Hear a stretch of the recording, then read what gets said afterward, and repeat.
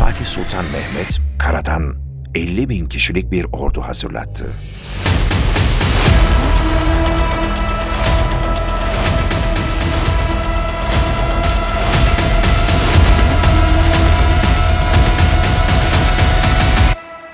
Bizans üstün geliyordu. Fakat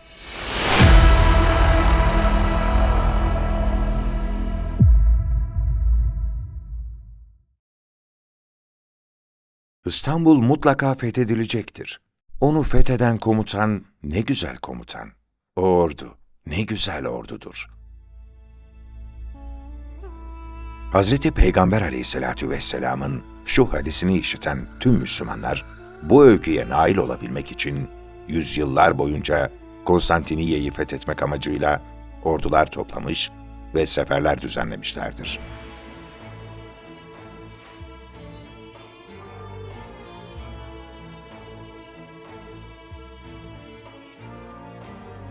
Bu seferlerin ilki Hazreti Osman radıyallahu anh döneminde gerçekleşti. Hazreti Muaviye radıyallahu anh komutasındaki İslam ordusu gemilerle İstanbul'a geldi. Ancak sonuç alamayan İslam ordusu geri çekilmek zorunda kaldı. İkinci saldırı Hazreti Muaviye radıyallahu anh'ın halifeliği döneminde yapıldı. Yezid bin Muaviye komutasındaki İslam ordusu Konstantiniye'yi fethetmek üzere yola çıktı.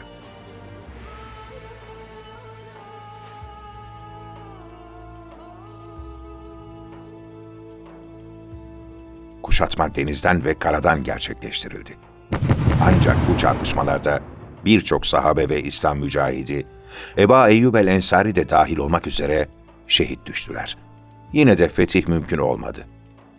Emevi halifesi Süleyman bin Abdülmelik, Emevi halifesi Hişam bin Abdülmelik ve Abbasi halifesi Muhammed el-Mehdi dönemlerinde de Konstantiniye'yi fethetmeye çalıştılar. Ancak başarılı olamadılar. İstanbul'u kuşatan ilk Müslüman Türk hükümdarı Sultan Yıldırım Bayezid oldu. İstanbul'u 4 kez kuşattı.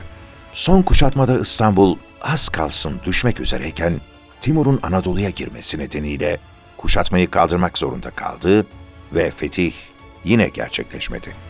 Sultan II. Murat döneminde İstanbul tekrar kuşatıldı ve büyük başarılar elde edildi, ancak Roma İmparatoru'nun kışkırtmasıyla Osmanlı'da çıkan Düzmece Mustafa ayaklanması ve Karaman'la Germiyanoğullarının Bursa'ya saldırması nedeniyle Sultan II. Murat kuşatmayı kaldırmak zorunda kaldı.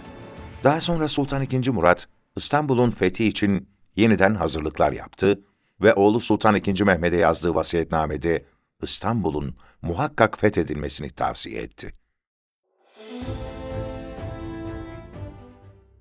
İstanbul'u fethetmek Fatih Sultan Mehmet'in hep hayaliydi. Osmanlı Devleti'nin tam merkezinde olan Bizans'ın oyunları bitmiyordu. Sürekli ayaklanmalar çıkarıyorlardı. Fatih Sultan Mehmet hem Efendimizin hadisi hem de çıkardıkları ayaklanmalar nedeniyle İstanbul'u fethetmeye karar vermişti. Bizans'ın surları aşılamamasıyla meşhurdu. Birçok imparatorluk bu surlar karşısında teslim olmuştu. Bunu bilen Fatih Sultan Mehmet, Edirne'de bu surları yıkabilecek güçte bir top üretmeye başladı. Kendisi de bir top döküm ustası olan Fatih Sultan Mehmet, Macar asıllı Urban adlı bir usta, Müslihittin Ağa ve Saruca adındaki mühendislerle birlikte o dönemin hiç görmediği bir top döktürdü. Bu toplara Şahi ismi verildi ve menzili 1 kilometreydi. Düştüğü yerde bir kulaç derinliğinde çukurlar meydana getiriyordu. Bizans ordusu denizden de saldırı olacağını bildiği için Haliç'in yarım metre altına Osmanlı donanmasının geçemeyeceği şekilde kalın bir zincir gerdi. Zincirin arkasında da Bizans tarafında Bizans donanması nöbete başladı. O sırada Bizans İmparatoru Papa'dan ve diğer İtalyan devletlerinden yardım istedi. Bu sırada Fatih Sultan Mehmet, boğazların kontrolünü ele geçirmek amacıyla Rumeli Hisarı'nı inşa ettirdi. Karadan 50.000 kişilik bir ordu hazırlattı. Buna karşılık Bizans ordusu ise sadece 8.000 kişiydi. Osmanlı'nın ise asker gücünün yanında 300 gemilik donanması vardı.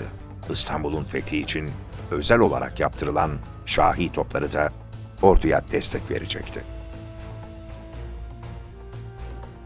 Bunun üzerine Bizanslılar şehrin merkezine çekilerek surların kapılarını kapattı. 6 Haziran 1453'te Osmanlı Kara Ordusu Marmara'dan Haliç'e uzanacak şekilde mevzilendi. Serranos ve Adrenopolis cephesindeki kapılar arasında da Fatih Sultan Mehmet konuşlandı. Bizans ordusu surların arkasında tam Fatih'in karşısındaydı. Bu konum surların en zayıf noktasıydı. Bunu bilen Osmanlı Devleti şahi toplarını tam bu noktada konuşlandırmıştı. Fatih Sultan Mehmet, Bizans ordusuna vezirini göndererek şehri teslim etmesini söyledi. Bunun üzerine imparator, Konstantiniye şehrini korumaya yemin ettiklerini, ancak istenirse vergi verebileceklerini söyledi. Efendimiz Aleyhisselatu Vesselam'ın güzel hadisini düşünen Fatih Sultan Mehmet, vergi teklifini reddederek ordusuna topları ateşleme emrini verdi. 12 Haziran 1453'te Osmanlı topçu atışı başladı.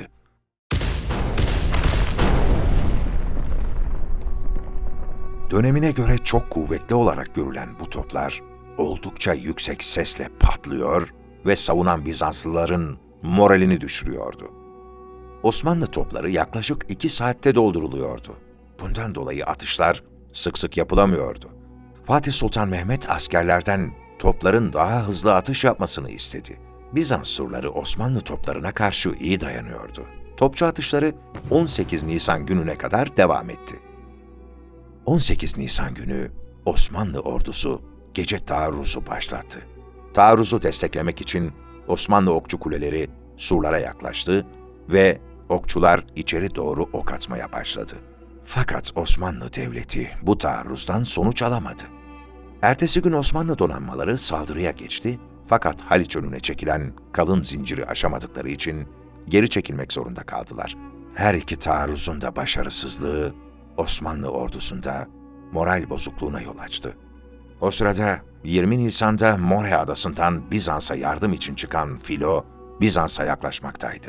Osmanlı ordusu 18 gemiyle etrafını sardı ve aralarında top atışları başladı. Çarpışmanın uzun sürmesi sonucu diğer Osmanlı gemileri de yardıma geldi. Ve 3 gemiden oluşan yardım filosunun etrafını 150 Osmanlı gemisi sardı.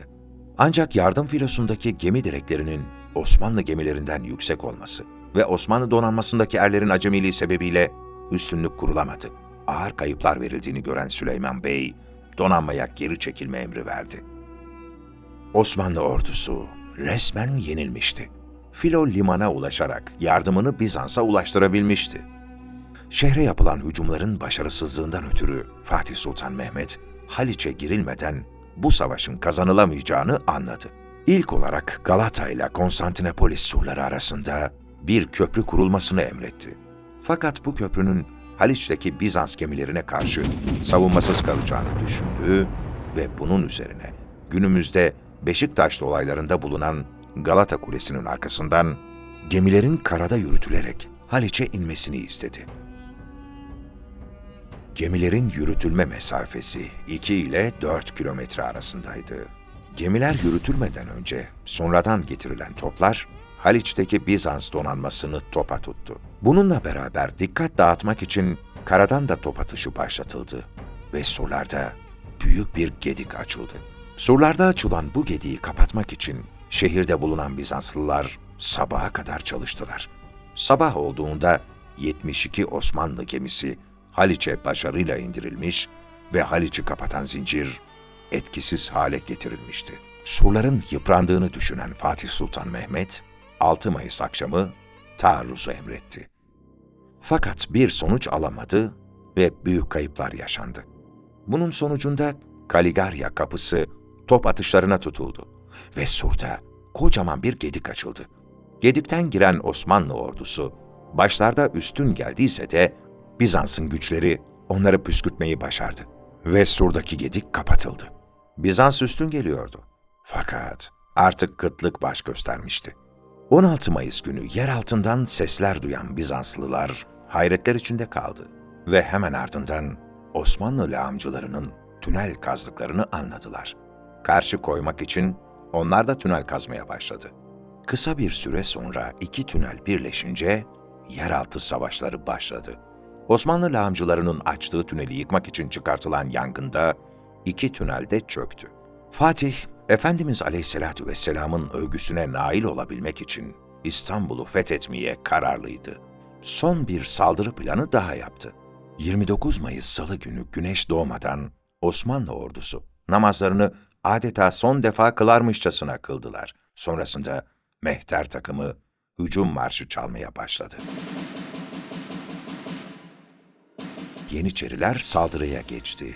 Artık yorgun olan Bizans ordusu, dinç ve genç olan Yeniçeri ordusuna karşı koyamadı ve Yeniçeri ordusu surlara yaklaştı. Bu noktada yanlış karar veren Bizans imparatoru, taarruz için Kerkoporta kapısını açtı ve o kapıdan 50 kadar Osmanlı askeri içeri sızdı. Fatih'in istediği fırsat eline geçmişti. Toplar hemen o noktaya dönerek surda kocaman bir gedik açtı ve tüm Osmanlı ordusu o gedikten içeri girdi. İçeride bir toz bulutu içinde savaşan Yeniçeriler ve Bizans askerlerinin savaşı başladı. Surların içine giren Osmanlı ordusu tekrar geriye, surların dışına püskürtüldü. Taarruz günlerce, haftalarca devam ettiği halde şehir bir türlü düşmüyor, İstanbul teslim alınamıyordu. Atılan top gülleleri adeta tesirsiz kalıyordu. Bu vaziyet Fatih Sultan Mehmet'i ziyadesiyle düşündürdü.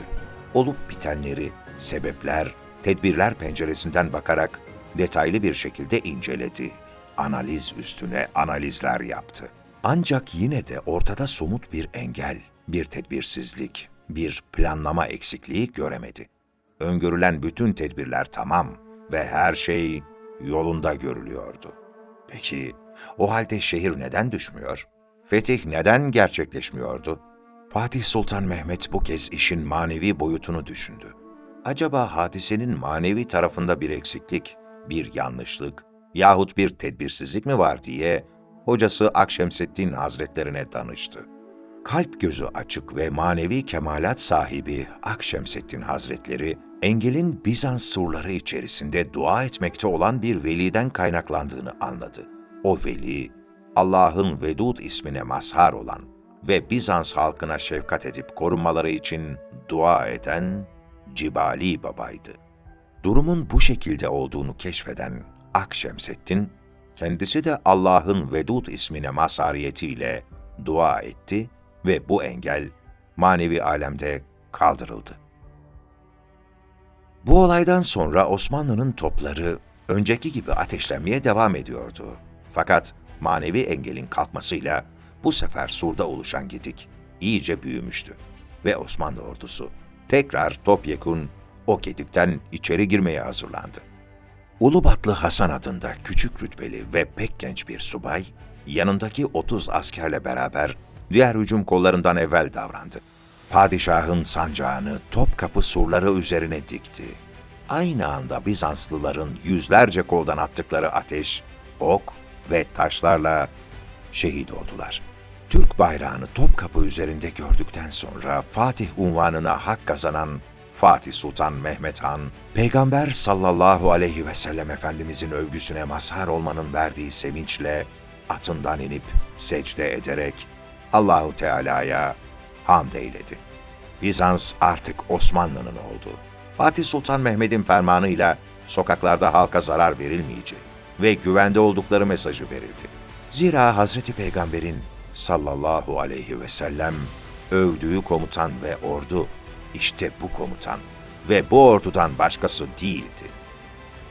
İstanbul mutlaka fethedilecektir. Onu fetheden komutan ne güzel komutan.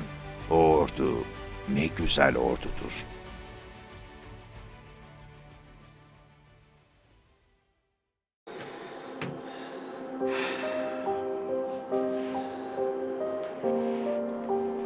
Olmazsa olmaz zannettiğiniz dükkanların içinde öleceksiniz.